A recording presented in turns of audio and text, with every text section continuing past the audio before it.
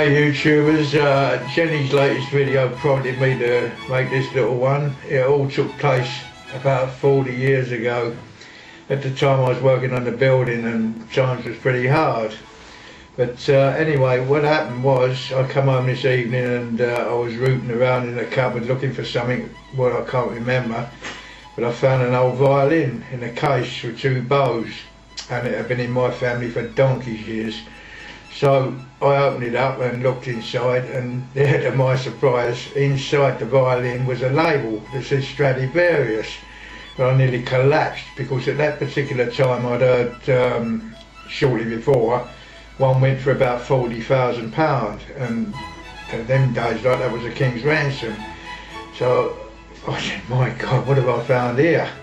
So I wrapped it all up in a big bag and everything and padded it out. Spent a right sleepless night, excuse me, thinking about it and worrying about a burglar coming in. But the thing had been there about 40 years previous and nothing had ever happened to it. But you know, I was really excited.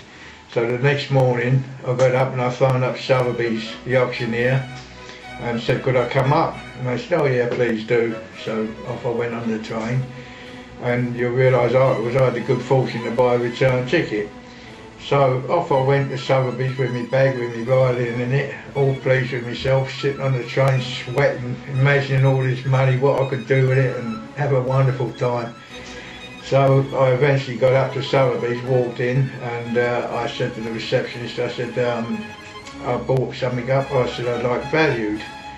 So the girl said, what is it? I said, well, it's a musical instrument. I said, if I could have the musical expert have a look at it for me, please. She said, fine, wait there.